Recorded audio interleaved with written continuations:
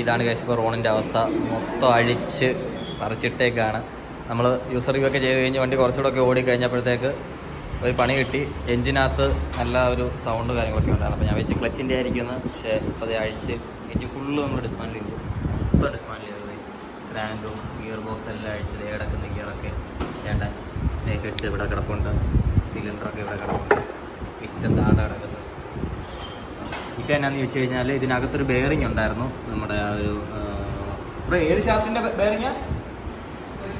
Clutch ഷാഫ്റ്റിൻ്റെ. ഒരു clutch ഷാഫ്റ്റിൻ്റെ bearing അടിച്ചു പോയിട്ട് മുത്തൊക്കെ തെറിച്ച് പലയിടത്തായിട്ട് എഞ്ചിനകത്ത് കിടക്കുമായിരുന്നു. അപ്പോൾ ആ ബെയറിങ് റീപ്ലേസ് ചെയ്യാൻ വേണ്ടിയാണ് നമ്മൾ ഇത് മൊത്തം അഴിച്ചത്. കാരണം ഇത് അകത്ത് വരുന്നൊരു ബെയറിങ് ആയതുകൊണ്ട് എഞ്ചിൻ അഴിക്കാണ്ട് ഒരു രക്ഷയില്ല. ഈ ഷാഫ്റ്റിൻ്റെ ആയിരുന്നല്ലേ?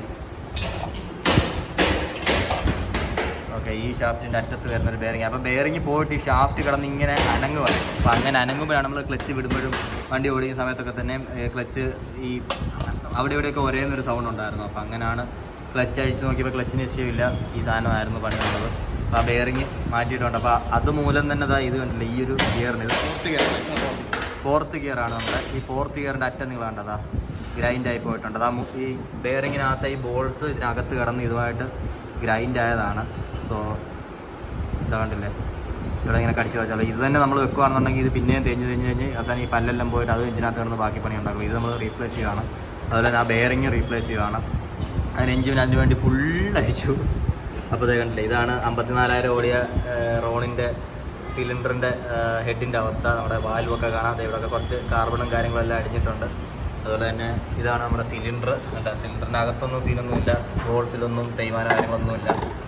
അതുപോലെ പിസ്റ്റൺ ഞാൻ കാണിച്ചാൽ ഇതാണ് പിസ്റ്റൺ. പിസ്റ്റൻ്റെ മേളിൽ കരിയുണ്ട്. ഇതിപ്പോൾ നമ്മൾ ക്ലീൻ ചെയ്ത് കളി. അതുപോലെ തന്നെ സൈഡൊന്നും തന്നെ സ്ലീവ്സൊന്നും വരഞ്ഞിട്ടോ അങ്ങനെ വിഷയങ്ങളൊന്നുമില്ല. പക്കാ സീറ്റിംഗ് ആയിരുന്നു. അതുപോലെ ബാക്കി സാധനങ്ങളെല്ലാം അത് കിടപ്പുണ്ട്. അതുപോലെ റോണിന് ഇത്ര എഞ്ചിൻ സ്മൂത്ത് ആകാൻ കാരണം ഇതിനകത്ത് നല്ലൊരു ബാലൻസർ യൂസ് ചെയ്തിട്ടുണ്ട്. അവരുണ്ട് ഇവിടെ ഇരിക്കുന്ന ഈ സാധനം കൗണ്ടർ ബാലൻസറാണ്. ഇതുള്ളതുകൊണ്ട് ആണ് ഈ എഞ്ചിൻ ഇത്രയും സ്മൂത്തായിട്ട് വർക്ക് ചെയ്യുന്നത്. നല്ല ഹെവി ആയിട്ടുള്ളൊരു കൗണ്ടർ ബാലൻസർ യൂസ് ചെയ്തിട്ടുണ്ട്. അതുകൊണ്ട് വണ്ടി നല്ല സ്മൂത്താണ്. ഇത്രയൊക്കെയാണ്. ഇതെല്ലാം തിരിച്ച് വെക്കണം. അതിനാണ്ട് ഈ ഒരു സ്ഥാനത്ത് വെച്ചാൽ പണിയുന്നത്. എഞ്ചിൻ പണിയാൻ വേണ്ടിയുള്ള എഞ്ചിൻ സ്റ്റാൻഡാണ്. അപ്പോൾ ഇതിലിങ്ങനെ വെച്ചിട്ട് ഇതിങ്ങനെ റൊട്ടേറ്റ് ചെയ്യാം. അപ്പോൾ എഞ്ചിൻ അവിടെ ഫിക്സ്ഡ് ആയിട്ട് തന്നെ ഇരുന്നോളും. മെക്കാനിക്കിന് സൗകര്യത്തിന് പണിഞ്ഞിറക്കാനായിട്ട് പറ്റും. ഒരെണ്ണനാണ് പണിയുന്നത്. അതുപോലെ ഇതാണ് നമ്മുടെ ടോട്ടൽ ബോഡി. ടോട്ടൽ ബോഡി അഴിച്ചിട്ടുണ്ട്. കണ്ടോ, അധികം ഇല്ല, പക്ഷേ ക്ലീൻ ചെയ്തിട്ട് നമുക്ക് തിരിച്ചു വെക്കാം. എന്തായാലും ഇതെല്ലാം അഴിച്ചതാണ്. മൊത്തത്തിലൊരു മേജർ സർവീസായി. എഞ്ചിനെല്ലാം ഡിസ്മാൻഡിൽ ചെയ്ത് തന്നെയുള്ളൊരു സർവീസായി. ഗൈസ് അങ്ങനെ പണിയൊക്കെ കഴിഞ്ഞ് നമ്മളെ റോണിന് തിരിച്ച് കിട്ടിയിട്ടുണ്ട്. ഒരു 2 ദിവസത്തെ പണിയായിട്ടുണ്ട്. കാരണം സ്പെയർ പാർട്സ് കിട്ടി എല്ലാം ഓവർഹോൾ ചെയ്ത് വന്നപ്പോഴത്തേക്ക് ഒരു 2 ദിവസം ടൈം ഗ്യാപ്പ് ആയിട്ടുണ്ടായിരുന്നു. അപ്പോൾ ഞാനിപ്പോൾ ഇന്ന് വണ്ടി എടുക്കാൻ വന്നതാണ്. ബില്ലൊക്കെ അടച്ചു. ഏകദേശം ഒരു 10,000 രൂപയ്ക്ക് അടുത്ത് ബില്ലായിട്ടുണ്ട്. അതായത് 9,500 സംതിങ് ആണ് ബില്ല് വന്നേക്കുന്നത്. അപ്പോൾ ബില്ലൊക്കെ അടച്ച് എനിക്ക് വണ്ടി കിട്ടി. അപ്പോൾ എന്തായാലും നമ്മൾ ആദ്യമായിട്ട് ഇനി സ്റ്റാർട്ട് ചെയ്യാൻ പോകണം. അത് എഞ്ചിൻ ഓവർഹോൾ ചെയ്ത് കഴിഞ്ഞിട്ട് വണ്ടി ഞാൻ ആദ്യമായിട്ട് ഒന്ന് സ്റ്റാർട്ട് ചെയ്യാൻ പോകണം. 54,000 കിലോമീറ്റർ നമ്മൾ എഞ്ചിൻ മൊത്തം അഴിച്ച് ആണ് ആ ബിയറിംഗ് ഒന്ന് മാറിയത്. എന്നിട്ട് അതുപോലെ സാധനം എല്ലാം റീഅസംബിൾ ചെയ്തിട്ട് ഹെഡും ക്ലീൻ ചെയ്ത് അതുപോലെ നമ്മുടെ ത്രോട്ടിൽ ബോഡിയൊക്കെ ക്ലീൻ ചെയ്തിട്ടാണ് വണ്ടി ഇട്ടിരിക്കുന്നത്. അപ്പോൾ ഇനി ഓടിച്ച് നോക്കിയിട്ട് അറിയാം വണ്ടി പഴയ ഒരു പെർഫോമൻസും മൈലേജും ഒക്കെ ഉണ്ടോ, അതിന് എന്തെങ്കിലും വ്യത്യാസം ഉണ്ടോ എന്നുള്ളതൊക്കെ ഉള്ളത്.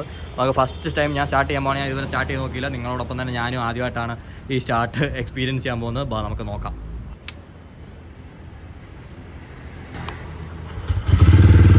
ഒരു സീനിലാണ് സ്റ്റാർട്ടായിട്ടുണ്ട്.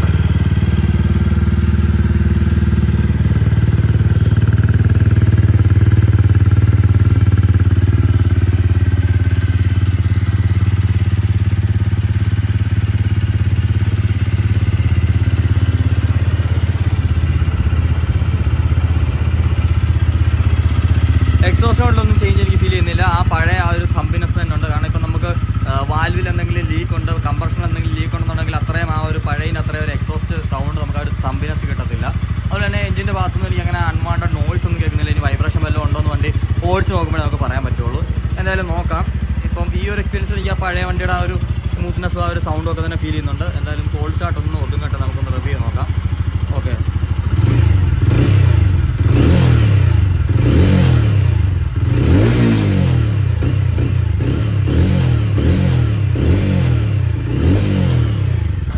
അപ്രതീക്ഷിതമായിട്ടുള്ളൊരു പണി കിട്ടിയപ്പം പെട്ടെന്ന് അപ്രതീക്ഷിതമായിട്ട് ചെയ്തൊരു വീഡിയോ ആണ്. നമ്മൾ പ്രീ പ്ലാൻഡ് ഒന്നുമല്ല, പ്രീ പ്ലാൻഡ് ആയിട്ടും അല്ല ഈ ഒരു പണി കിട്ടിയതും.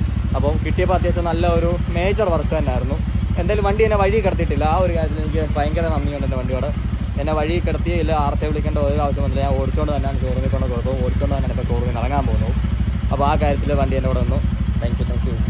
അപ്പോൾ എങ്ങനെ വണ്ടി ഇനി ഓടിച്ചിട്ടുള്ളത്, മൈലേജ് ഡ്രോപ്പ് ഉണ്ടോ, പവർ ഡ്രോപ്പ് ഉണ്ടോ, സൗണ്ട് കൂടുതലുണ്ടോ, വൈബ്രേഷൻസ് കൂടുതലുണ്ടോ എന്നൊക്കെയുള്ള കാര്യങ്ങൾ നമുക്കിനി വരും വീഡിയോസിലൂടെ നോക്കാം. അപ്പോൾ എന്തായാലും നമ്മളങ്ങനെ വണ്ടി ഓടിച്ച് തിരിച്ച് വീട്ടിലെത്തി. ഏകദേശം ഒരു 46 കിലോമീറ്ററോളം വണ്ടി ഓടിയിട്ടുണ്ട്. പവറിൽ ഡ്രോപ്പോ അല്ലെങ്കിൽ മൈലേജിൽ ഡ്രോപ്പോ, ഓവർ ഹീറ്റിങ് അങ്ങനത്തെ ഇഷ്യൂസ് ഒന്നും എനിക്ക് ഫീൽ ചെയ്യില്ല. അൺവാണ്ടഡ് വൈബ്രേഷൻസും എനിക്കങ്ങനെ തോന്നിയില്ല. ഞാനും സഗീഷും കൂടി ഇരുന്നിട്ടാണ് വന്നത്. അപ്പോൾ 2 പേരുടെ വെച്ചിട്ടുള്ള ലോഡിലാണ് വണ്ടി ഓടിയത്. എന്നിട്ട് തന്നെ എനിക്ക് ആ ഒരു എഞ്ചിന് എന്തെങ്കിലും പ്രശ്നമുള്ളതായിട്ടുള്ള ഫീൽ ചെയ്യില്ല. പിന്നെ ആകെപ്പാടെ ഉള്ളത് മേളിൽ നമ്മുടെ വാൽവിൻ്റെ അവിടെ ആയിട്ട് ചെറിയൊരു സൗണ്ട് കൂടെ അഡീഷണൽ ആയിട്ട് തോന്നുന്നുണ്ട്. അപ്പോൾ ഞാനത് ഷോറൂമിൽ അവരോട് സൂചിപ്പിച്ച് അവർ പറഞ്ഞത് വണ്ടി ഒന്ന് കുറച്ച് ഓടിയിട്ട് നമുക്കത് ക്ലിയറൻസ് ഒന്ന് സെറ്റ് ചെയ്യാം, അല്ലെങ്കിൽ അതിൻ്റെ എന്തെങ്കിലും അഡ്ജസ്റ്റ്മെൻറ്റ് നടത്താമെന്നുള്ളതാണ് പറഞ്ഞേക്കുന്നത്. അപ്പോൾ എന്തായാലും നമുക്ക് നോക്കാം. ആ ഒരു ചെറിയൊരു സൗണ്ട് മാത്രമേ ഫീൽ ചെയ്യുന്നുള്ളൂ, അല്ലാണ്ട് കംപ്രഷൻ ലോസ് ആയിട്ടോ അല്ലെന്നുണ്ടെങ്കിൽ അങ്ങനത്തെ പ്രശ്നങ്ങളൊന്നും തന്നെ എനിക്ക് ഫീൽ ചെയ്യുന്നില്ല. അപ്പോൾ അത്രയാണ് ഗൈസ് ഈ ഒരു കുഞ്ഞു വീഡിയോ. എന്തായാലും വണ്ടി കുറേ കൂടെ ഓടി ഒരു 60,000 കിലോമീറ്ററിൽ നമ്മളൊരു റിവ്യൂവും കൂടെ ചെയ്യും. അന്ന് ഞാൻ നിങ്ങളോട് പറയാം എന്തെങ്കിലും ഇതിൻ്റേതായിട്ടുള്ള പ്രശ്നങ്ങൾ വണ്ടിക്ക് വന്നിട്ടുണ്ടോ ഇല്ല എന്നൊക്കെ ഉള്ളത്. ഇപ്പം 54,500 സോ അടുത്ത സർവീസ് കഴിയുമ്പോഴത്തേക്ക് 60 ആകും. അപ്പോൾ നമുക്ക് നോക്കാം എങ്ങനെ ഉണ്ടെന്നുള്ളത്. പിന്നെ പോകെ എന്തെങ്കിലും ഉണ്ടെങ്കിൽ ഇൻസ്റ്റാഗ്രാം സ്റ്റോറി വഴി അപ്ഡേറ്റ് ചെയ്യുന്നുണ്ടായിരിക്കും. അപ്പോൾ അത് കാണണമെന്നുണ്ടെങ്കിൽ പേരക്കാട് നമ്മുടെ പേജ് ഫോളോ ചെയ്ത് വെച്ചേക്ക്. നമ്മുടെ സ്റ്റോറീസൊക്കെ ഒന്ന് നോട്ട് ചെയ്യുക വരുന്ന സമയത്തേക്ക്. സോ നോക്കാം.